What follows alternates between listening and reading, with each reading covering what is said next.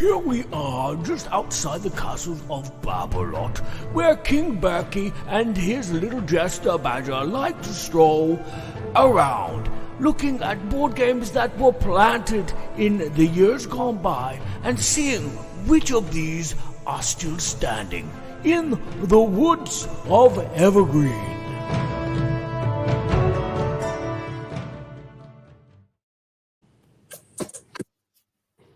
Hello, hello.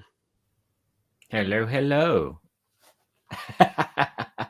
Where are you, sire? You in the Royal Portaloo? I was going, what happened? I was zipping back and forth between the chat. Welcome, it's Berkey and the Badger. Welcome to the Woods of Evergreen 2012. Adieu. Second time around, talking about games we think stand the test of time from 2012. How are you doing, Sir Badger? I'm okay-ish, as you know. But yeah, I'm ready to rock and roll, but hopefully not roll too much because, yeah, my poor head. Good morning, Kabuki. Kabuki Kid. How are you? So glad to have you in the chat again. I'm out in the woods in Minnesota camping. So I'm on the iPad today in my camper because it's really windy outside and I didn't want you to hear all of the sounds of nature and the wind rustling through the trees. But you can see my camper. No, we can. Yeah, there you go. It looks like Camper. an exquisite Camper. Yep. Yeah. Those are lights up there and sunlight. Yep. Well, we're going to jump into some of these games, and these are, it's not an inclusive list, and it doesn't necessarily mean that there aren't better games. These are just games we think stand the test of time. So, Barry, do you want me to go first? Should we talk about the ones that we spoke about on the first round? Please do that, because we're on the second round. Yes. So games that we've spoken about on a previous Woods of Evergreen for 2012 were Libertalia for Berkey, Kemet for Berkey. Love it. And Yido. Really love it. Yeah. Out of those three games, I haven't played Yido. And for myself, I put down The Enchanted Tower, Kemet as well, and Card Line Animals, which is a no-brainer. Wow. Yeah, and that's been a while since we did that one. Yeah. So we're going to jump in and talk about the new ones. Well, the first one I want to talk about is a game that was one of the first worker placement games that I really got into. It might not have been the first, but it was one that I loved, and I loved the theme, and it's Lords of Waterdeep. And I remember this game being presented on Tabletop with Will Wheaton, and they had so much fun doing that game. It really intrigued me because of the theme and the characters, and you've got your little band of rogues, and of course you just had little cubes, but you were collecting these different resources and you were going different places. They subsequently came out with an expansion that I feel is like a must-have expansion, and it is the expansion called Skullport. Mm-hmm. And that adds a little bit of extra dynamic, extra places you can go, but also brings in those curse tokens, so that you have to try to manage, if you want to go get this big benefit, but it might do against you. But there's so many wonderful card art, and it's in this great, fantasy setting. The production quality is pretty good, but you're getting your workers and you're going out to these different locations, and then you're trying to achieve more workers. And it's just the right amount of tension, I think, where there's not way too many places to go, but there's enough places to go that you don't ever feel like you can't do something. Mm-hmm. And so I really like that about that. There's different objectives for these end game scoring cards, and if you complete those those resources, you're going to be able to get those victory points. I just think it's a great game. It's still one that I bought a lot of. I bought a custom insert for the game. Ended up getting some special custom coins, Skullport coins from it, which I really like. So Kabuki Kid says, first thing I did was replace the cubes with D&D meeples. Yeah, and I should have done that. I was so expecting Wizbro to put out a 10th anniversary of those D meeples, metal coins, etc., all deluxeified out. Yeah, I would love to find out about those, because I haven't played this game in quite a while, but I really do like it and really enjoyed the Skullport expansion. So that's my first selection of 2012 that I think stands the test of time. Yeah, that's a good choice. I played that once and I enjoyed it. We played with the meeples, which were all different shapes. So it was like, yeah, it made sense that that's a mage and that's a barbarian. And yes, good game. Yeah, we had the little purple cubes and the white cube for the, the cleric and all that kind of stuff. Yeah. It did kind of feel kind of generic. You just go to taverns to recruit other types of heroes to take out these challenges, but it was enjoyable. It was enjoyable. Okay, my first pick is a children's game from Purple Brain, and it's called Mange-moi si tu peux. Mange-moi si tu peux. Yes, oh la la, what a strange accent you have. In English, it's called Eat Me If You Can, which is a kind of family-style kiddie game where each round... The big bad wolf. Yeah. Ooh. That was the big bad wolf you just showed there. Yeah. Oh, these pictures are nothing to do with the game. There we go. That looks more like it. I should have just got the game out. It'd be easier. It's a small little box here. So basically, every round, players are going to be different. They're either going to be having a house, or they're going to be the big bad wolf. And if you're the big bad wolf, you get to choose which house you are going to visit and hopefully eat the residents of that house. So, yeah. And each house has a different value of either 1, 2, or 3 points. But what will happen is every player will have their house on the front on the standee with their value. But on the back, they have this little disc. And this disc has an arrow on it, which points either up to you're sleeping or down to you're setting a trap. So if the wolf comes along and picks your house and you're sleeping, he will eat you and score your points. If you have set a trap up for the wolf, you get the points, whereas the wolf will lose the round, so to speak. And any other player that has slept will gain the points from their house, but any other player that has set up a trap but the wolf didn't visit will lose those points. So it's a kind of bluffing deduction game. And every round, whoever loses the round out of the wolf or the visited house will get to choose which card goes to which player. So maybe this player will then become the wolf, or someone else will become the wolf. And maybe that player will be the first one to have 3-point house or a 2-pointed house. And it's basically a race to get 10 points, which would round up the game. It's light, simple, plays up to 6 players, and this is like the first game from Purple Brain before they start to bring out their wonderful book series. The 3 Pigs, the Pied Piper, those glorious production. This is just a basic box, but they afterwards that kind of, I think, spurred that range of games, and hopefully they will come back because they're discontinued. Oh, really? Yeah, yes. But yeah, that's Mange-moi si tu peux. Eat me if you can. So that's produced by Yellow Games, or was produced by Yellow? No, it's Purple Brain. Well, on my box it says Purple Brain, but it possibly is now under Yellow. I saw because the English one. It showed yellow. yeah, it's yellow. Yeah, Yellow. ILO. ILO. yeah, yellow. There you go. Yellow. Is anybody home? Well, before we go on to the second one, we want to thank our sponsors, Arcane Wonders. We're going to make it real quick with our 2 sponsorships today, but Arcane Wonders has some amazing stuff happening.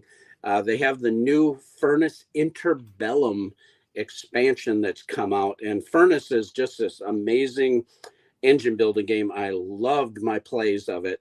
I have not played Interbellum yet, but I'm very interested in getting that. But one of the big things that Arcane Wonders is doing, if you have some graphics there, Call of Duty is a brand new game that they've been working on with Activision for over 2 years. This is one of these line of sight first shooter type of games, but put into a board game. And this is a huge deal because, as many of you know, Activision is a major IP, and this game is immensely popular. The game play from everybody that I've heard about has just raved about this particular mechanisms that the owner, Brian Pope, and his son, Benjamin Pope, designed, that it's very innovative and very, very it implements it in a way that made it feel like the video game, which is always the biggest challenge. So this is going to be demoed at Gen Con, and Game Toppers and Arcane Wonders is going to have a separate room dedicated to this game. And it looks like we're going to have like 12 Game Toppers set up in this special Call of Duty room. It's going to be glorious. So stay tuned for more information about that. But we're super excited about what Arcane Wonders is doing. You can check them out at www.arcanewonders.com. We don't have to say www anymore, do we? No, we don't. I like saying www. When that was new, that was cool. Oh, dearie me.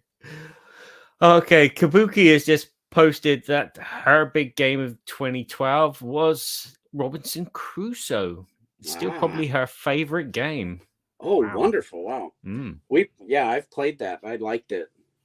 I haven't played it. I don't play that many co-op games. But that one I really did enjoy, and it was very difficult for us. I know that, but yeah, that's been a while since I played that game too. Yeah. Okay. So what's your second game for this round? My second game. Oh, yes. Cool. Okay. I have Is it a worker placement? Go on. It's another worker placement game. That's a funny story. It's a funny story. And it's about building great big bombs, nuclear bombs. Uh-oh. It's called the Manhattan Project. And it's nothing really like the movie, The Manhattan Project, as much as I want it to be like the movie. But was that the one on the boat? What? Is that the one with the warship? No. Well, yes. Well, there's that one, and then there's the older one, right? Okay. I don't know. Yeah.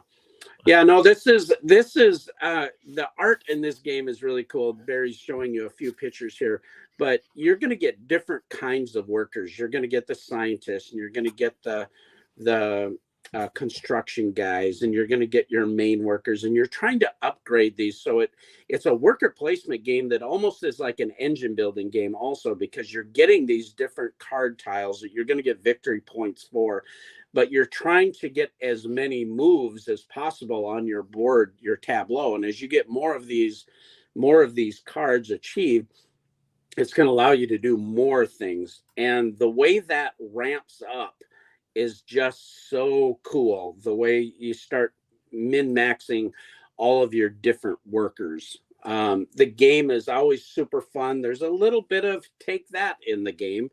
So if you don't like that, I wouldn't say it's excessive, but there's a little bit of that, and there's definitely a lot of competition. But it's such a fun puzzle and it's, you're managing resources like you are with most worker placement games, but actually getting into achieving those end game bigger cards, you need to get some of the smaller cards first and build up all your workers and get them all working right for you. And really, really fun production. Love this game. I haven't played this one for a while either, as so many of my games sitting on my shelves are crying out and saying, play me, play me.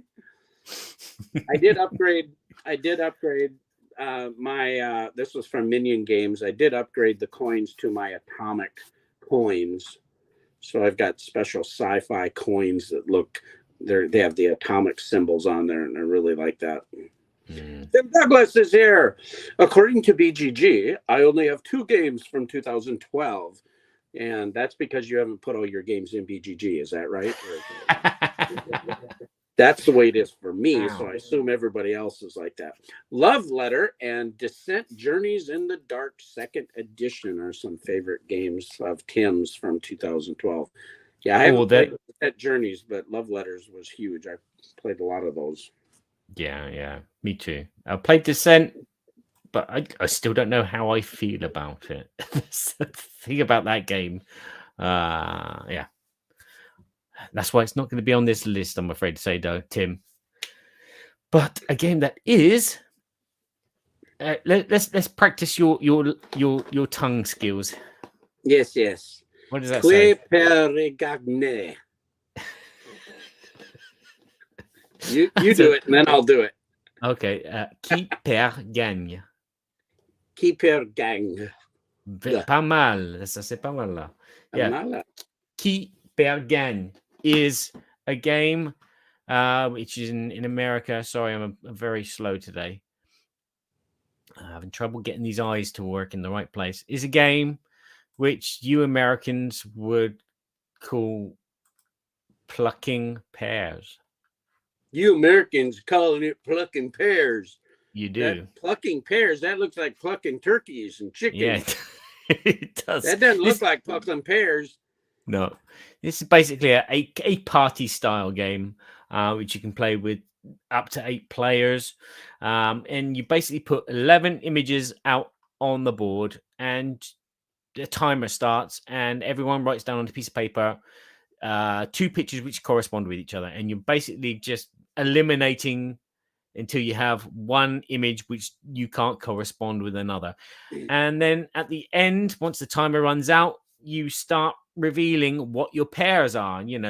For example, just looking at this image here, I'd put the fountain with the woodpecker, because the woodpecker's in a wooden tree and that fountain looks like it's made of wood.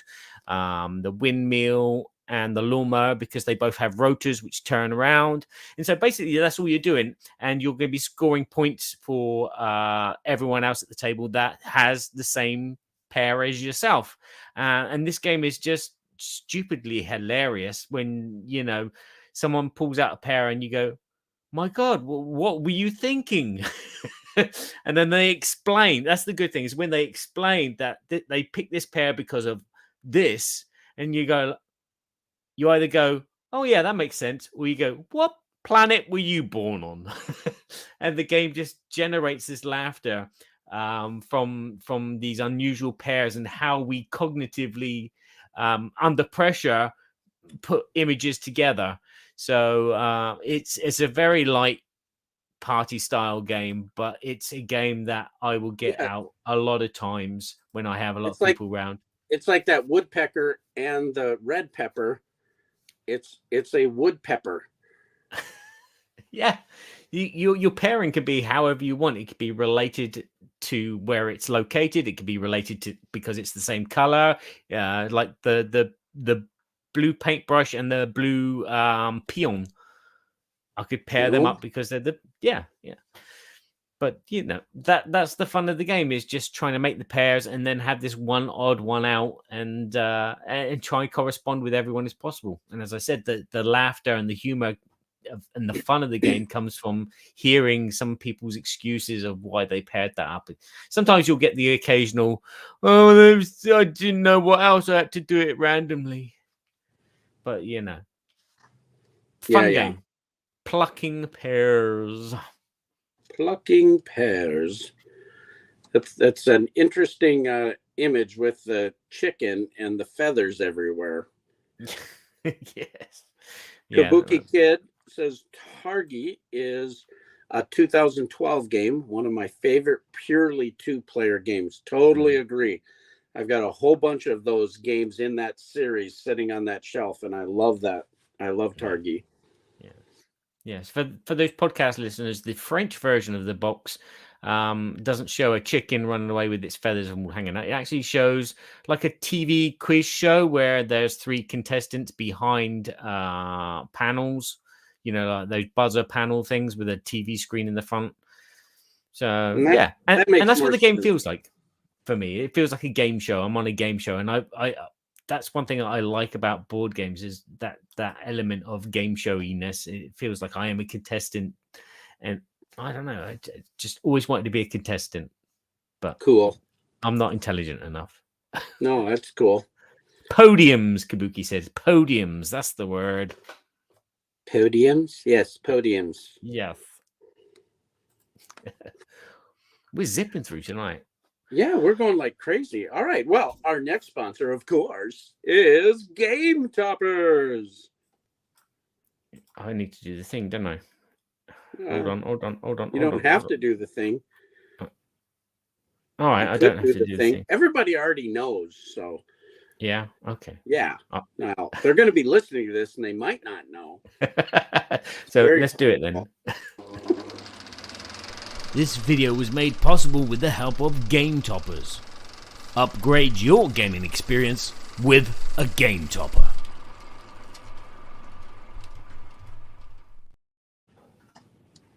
Whoa, there you go. Well, I tell you, I wanted to show you a couple cool new things that just to let you know, Game Toppers, you can go to our shop.gametoppersllc.com. There's still some wonderful package deals and some specials on our game mats where you get a free premium mat storage bag included free with the mats. But we are going to be doing another Kickstarter this fall, late summer, and we have this is going to blow your mind.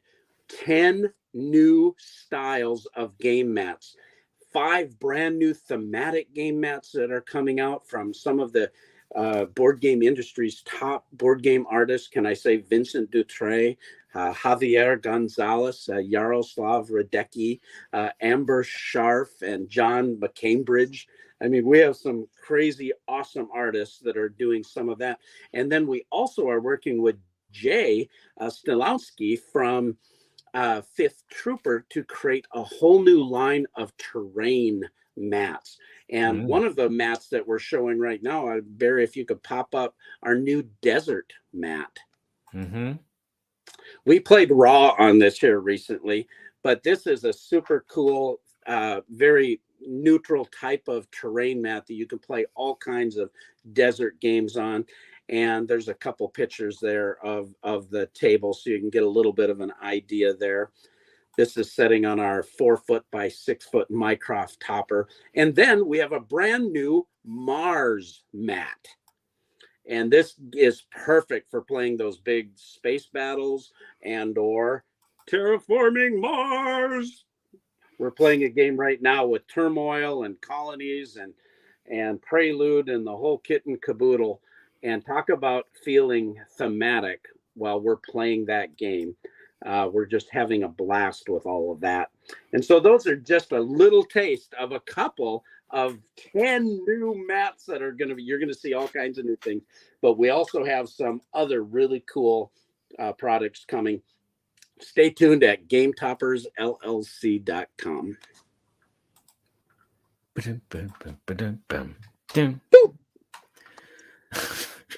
So we've been working crazy hard on all that. So it's been taking up a lot of our time, but we got a lot of cool stuff that I think people are really going to dig, and continuing to get better and continuing to do more to upgrade people's gaming experience. That's really, really what we're trying to do. So with that, my third game, and I got a little story to tell you about this particular one because this game is very dear to us. We pull this out regularly. This game was produced by Alea, and this is the game Las Vegas. Now, Las Vegas, it's a very simple dice rolling game where it has kind of you've got these different casinos, and you're going to pull out these denominations of money, and you can't go over $50,000, and then you move on and keep. So each one of them is going to have a different value, but you have the casino that's the number 1 die all the way up to the number 6, and you're going to roll your dice, but you have to put a pair or the same kind of dice on that particular casino. Well, then each player goes and does that. So say I've got my 5 dice. And or maybe it's 6 dice. I forget. I think it's 6 that we start with. Yeah, it's 6. Well, there's an expansion called Up to it, or no, not Up. What was the expansion called? I've got the expansion. It gives you the big die that's worth two dice, which is really cool. But anyway, you're putting these on the casinos, and you're all kind of vying to have the majority in that casino. And if you do, Kabuki says you start with 8 dice. Thanks. And then you put you're going around. You don't want to allocate all your dice on one because you hope to be able to split it up amongst multiple casinos. So hopefully you'll win those. When there's a I'm forgetting now, on a tie. If we have a tie, you split it. There's a first, and if there's 2 cards are there, 2 different money cards, like a 30 and a 20, the person who has the majority is going to get the 30, and then the second place person is going to get the second card. The tie, nobody gets anything. Well, anyway, my son-in-law, who has been married to my oldest daughter, Hannah, for I think 8 years, when he first came over to our house, he had played Ticket to Ride before, but he hadn't really played games. And this was the first game I introduced to him, and he just loved this game. And after playing this game a few times, he just wanted to get into other games. So for us, this was like the perfect gateway game that was simple to explain. It had some interesting choices. Of course, it's mostly random. You're rolling dice, but there's strategy on how you're doing it. And it's just fun. It's quick. It's accessible. I still think this game holds up. We pull it out regularly and still have a lot of fun playing it. My grandson now, Philip, is 7 years old, and he plays this game with us. So love it. Las Vegas, and the expansion, I'm drawing a blank on it. I'm thinking it's called Up, but I think that's for the game Lords of Vegas. And it's pretty hard to get, if I remember right, because I had to get one from Germany. All right. For the expansion, but this gave you a whole bunch of different variables. A couple of them I didn't actually like in the expansion, but you got the bigger die that was worth 2, and that created some interesting dynamic that I always play with that. Okay. Yeah. Played that once, and now I have Dice Manor, and so yeah. And it's similar. Yeah, it kind of, guys, you're bidding for different things, and you're building an engine with Dice Manor, but it's and getting your tiles, so it's a little different. But yeah, it's similar mechanism. Yeah, good game. Okay, lovely. So you're rolling dice and taking money. No, that's not it. Rolling dice and Boulevard. Thanks, Kabuki. I have to go to this other screen to see my chat, but Las Vegas Boulevard is the expansion. Yeah. Sorry, I should just keep them popping up, shall I? Yeah. So well, then I won't have to go over there. Thanks for all the feedback there. Yeah. So excellent looking mats from Kabuki. Excellent. And Tim says looking very nice. Dune. Thank you. Dune. We're gonna play Dune with all the expansions on that mat on Friday. Yeah. I'm excited about that. Okay, cool. Okay, I'm gonna try and turn. Number 3. Number 3 for me is this big heavy monster which has many expansions in it. It's Thunderstone Advance. This one's in English. You can read this one. Powers of Ruin. Yes. put it back before. That's a big deck builder game, right?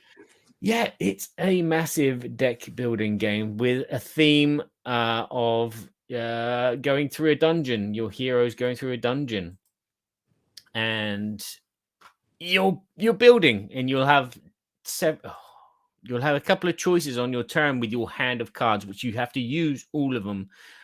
You can either go to the market and spend the money which you have on your cards to buy new cards, and these cards could be warriors or items or spells or other wonderful things.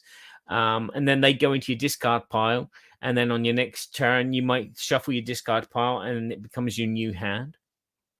Or you can go into the dungeon and fight one of the monsters in the queue. But they're all on different levels, and the deeper down into the dungeon they are, the darker it is to see. And so you're going to need flashlights to go in, see them and attack them successfully, because if you don't have enough light, they have the advantage and they become a bit more powerful than your attack. And so you're doing quite a bit of math in this game. There are some other things that you can do, like rest and get rid of curse cards, because one of the punishments you can get is you can be cursed. I've played this game very recently solo. I think solo is the best way that I've played. Oh, well, actually, I say that I've only played 5-player in solo, and 5-player was way too long and way less fun. Solo is enjoyable. You create your own little adventure, and it's a kind of a challenge to get the most score before all the monsters run out the dungeon, which is fun. But yeah, I should probably play this 2-player. This is still in my collection, and as I said, I still play it because I like deck building games, and this one has a big old theme on it. And where there's so many expansions in my version, the game is always different. There's always something different that you can do, a different combination of heroes and weapons and items and spells, and you have the different combinations of monsters and everything comes in a lovely kind of box with nice dividers, which is cool.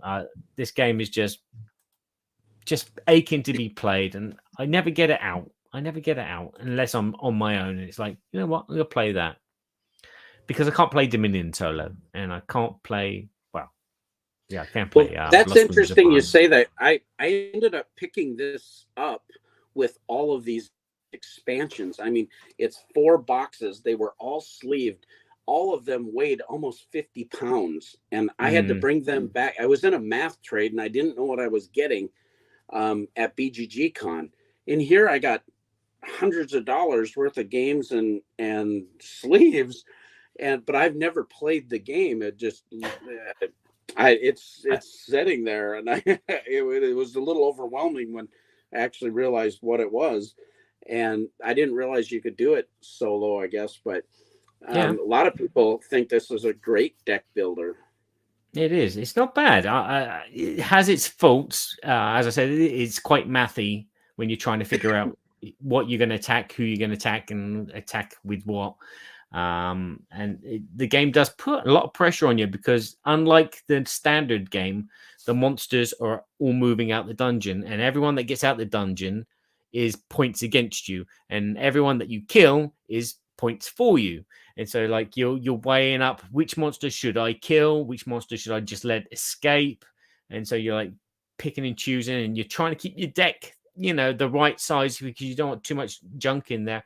And the lovely thing I love about this game is the fact that you can level up a card. So you have like a level 1 cleric, and then you get some XP from killing a monster, and then you use that XP to, when that cleric comes back into your hand, to upgrade them when you go to the village to a level 2, and they become a little bit more powerful. Maybe their torch gets a bit brighter, maybe their weapons get bigger, or maybe they let you draw more cards from the deck when you play them in a battle in the dungeon. There is just so many little things that I love about this game, and there's so many little things on the monsters as well, which really niggle the plums out of you. It's like, I want to take that one, but if I do, I've got to take a curse card, and I can only do it without any regulars in my army, and so it's interesting. Yeah, still in my collection, still an evergreen for me. And as I said, I've played it very recently. I've played all of these games recently. Apart Well, from that one, I wish I had more time. I used to yeah. game so much more, but I love that type. Everything you're saying is getting me kind of excited to maybe try that and get that out.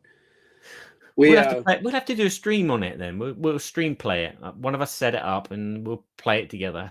Well, isn't there an iOS app for this even? Possibly. Maybe, I think so. I love Thunderstone Quest. I love that game. But I see had Tim noticed my lamp in the back of the camper. So interesting story. We had a pretty nice camper that we had for a couple of years, but my dad was selling his Jayco camper. This one's a 2014 32-foot camper with 2 bump outs, and just had a few niceties. Well, Dad left all the stuff in the camper, and they had one of this lamp, what is the leg lamp from the Christmas Story. And just like in the Christmas Story, my wife is not particularly fond of that lamp, but that lamp is staying, baby. So hopefully she doesn't break it. That's why you're actually camping on your own. Well, I'm at a little campground that's about 30 minutes away from home, so it's been kind of a working campground. Chris Ballinger's here. Hey, my buddy. Love Chris. He's such an awesome gem of a fellow. He's helped me at PAX Unplugged many times, but he said he missed it live, but still wanted to congratulate Berkey and Badger on 8 years and 100 plus 1 podcast. And actually, it's 100 episodes of our flagship Berkey and Badger Board Game Babble Show. But we have produced other content, so we really probably produced about 180 episodes if we count all of our little shows like this, the Woods of Evergreen and other different things we've done. But yeah, anyway, there we go. That, ladies and gentlemen, is our pick for 2012. So recap. Lords of Waterdeep, Manhattan Project, and Las Vegas, plus Thunderstone Advance, Plucking Pears, and Eat Me If You Can. Wow, I translated them in my head pretty quickly. You did. Nice job. There you go. What was yours? What was your games of 2012 which you still play, which is still on your shelf and you're proud of and you polish? Well, one thing I did notice about this list when going through there, looking at what we chose before, looking what I wanted, I have another probably 6 games at least that I think are in this category of I still love them, think they're evergreen type of games. Whether or not they've sold evergreen status, that term can be defined differently, but yeah, for me it's just games that are really good that I think still stand the test. I want to play them. They haven't worn out their welcome. They're not so outdated that I don't think they're good anymore, or something else has replaced it. And I tend to not go there with that type of mentality. Sometimes there's a game that, I like this one better than that one. I only have so much room and so much time to play different games. This one is better. I'll get rid of that one. But generally, these games that I've played in the past that I've loved, I want to keep them. And I carry a little bit of I'm not as much of a reviewer as you are, Barry, explaining a lot of details, but I remember the emotions and the play and the memories of all these games so well that they hold a dear place in my heart. So I have a hard time getting rid of a lot of them, even if there's a newer one that might do it a little better. Yeah. Again, a Descent second edition. I would love to put it on the list, but my plays have been so low with the app, which haven't been that fun and successful and kind of annoying. And I've also played it with my daughter who didn't understand anything at the time. So it's like, yeah. It's a game that I need to get to the table again, and maybe it will go onto a list if it's really enjoyable. It's still on my shelf, but yeah, lots of expansions from 2012 I have as well. Well, we'll see if we come back and revisit 2012 because, like Kabuki Kid says, it's one of the most massive years in gaming, and I totally agree. So, everyone, we want to thank you for joining us in our little opinions and nonsense, and we're so glad that you guys participate with us. We so appreciate it. And I want to thank our sponsor, Arcane Wonders. Check out their page and the new upcoming Call of Duty. And stay tuned to Game Toppers LLC. Sign up for our newsletter. We're going to be updating a lot of things with these brand new mats and new innovations and other exciting news that will be coming out shortly. So thank you again. Join us at the Board Game Geek Guild 2248. Let us know what your favorite games from 2012 are. Check us out on Twitter, Berkey and Badger, Facebook, Berkey and Badger, Board Game Babble, or YouTube, Berkey and Badger. Subscribe and tell the rest of your friends to subscribe. They don't need to listen. We just want to subscribe.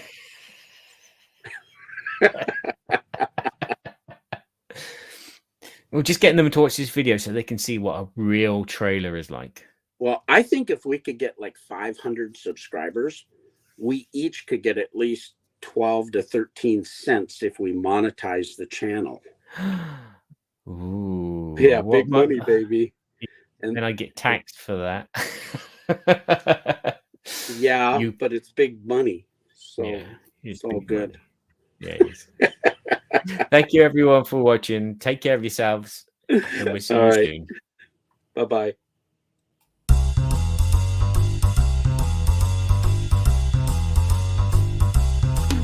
We're so glad we had this time together. And now it's time to go.